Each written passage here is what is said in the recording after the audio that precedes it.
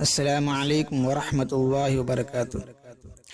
اسی طرح ایک واقعہ ہے جس کے سننے کے بعد انشاءاللہ میاں بیوی میں محبت بڑھتی ہے، آپس میں درگزر کرنے کی صفت پیدا ہوتی ہے اور آپس میں سمجھنے کی بھی صلاحیت پیدا ہوتی ہے۔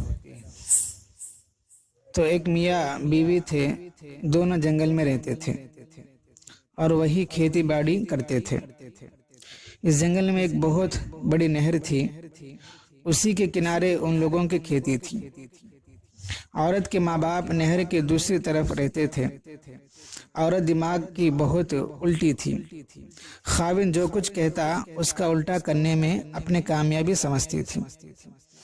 اگر وہ کہتا چاول پکانا تو وہ روٹی پکاتی، وہ کہتا روٹی پکانا تو چاول پکاتی تھی۔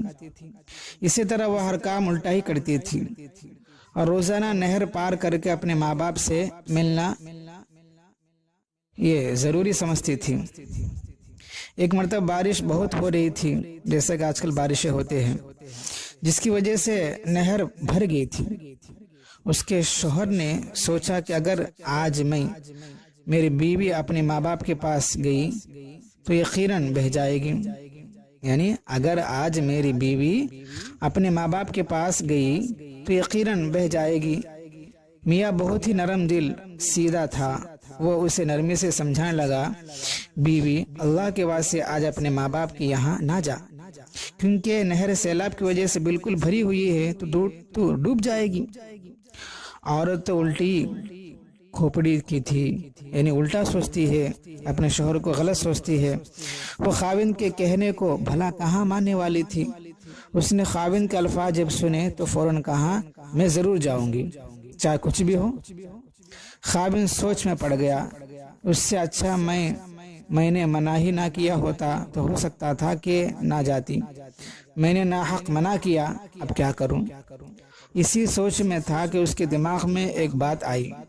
اس نے بیوی سے کہا، اچھا جانا ہے تو جا، مگر بھینس لے کر مت جا، بھینس کی دم پکڑ کر نہ جانا۔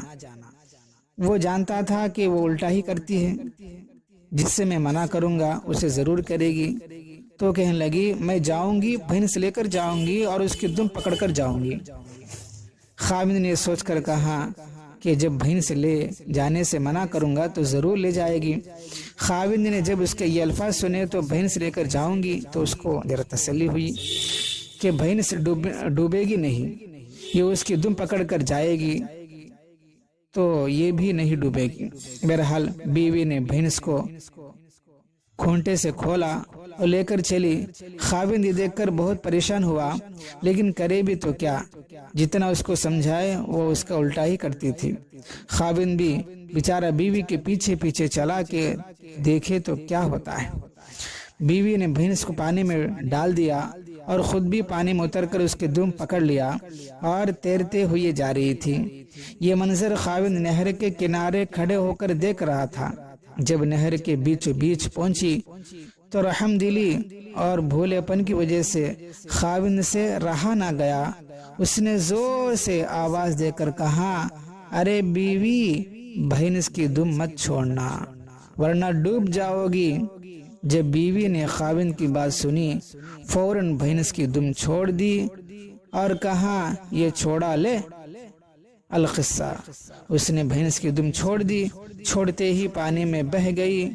بس پانی مشرق سے یعنی ترک سے بہتا ہوا آ رہا تھا، مغرب کی جانب بہتا جا رہا تھا۔ یہ غریب روتا روتا بیوی کی لاش ڈھونڈنے کے لیے مشرق کی جانب جا رہا تھا، جدھر سے پانی بہتا ہوا آ رہا تھا۔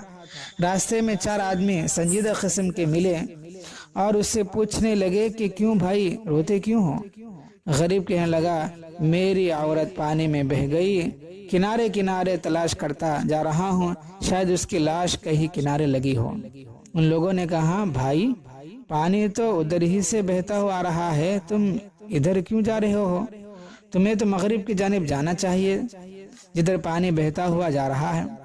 تو اس نے کہا، بھائی میرے بیوی الٹی کوپڑی کی تھی، میری بیوی ہر کام میں کیا بولوں گی اس کا الٹا کرتی تھی، ہر کام الٹا ہی کرتی تھی، اسی وجہ سے مرنے کے بعد بھی وہ مشرق کی طرف الٹی ہی بہتی جا رہی ہوگی، یہ سمجھ کے میں جا رہا ہوں۔ اس لیے کیا کرنا آپس میں کہ شوہر بھی ہو بیوی ہو آپس میں الٹے کام کری جانی۔ الٹے کام کرنے سے کیا ہوتا ہے، آپس میں پھوٹ پیدا ہوتا ہے، جھگڑے پیدا ہو جاتے ہیں۔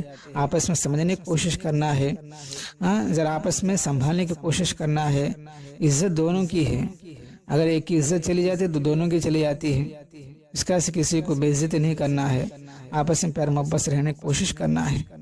اللہ تعالیٰ سے دعا ہے اللہ پاک ہم سب کو عمل کی توفیق عطا فرمائے۔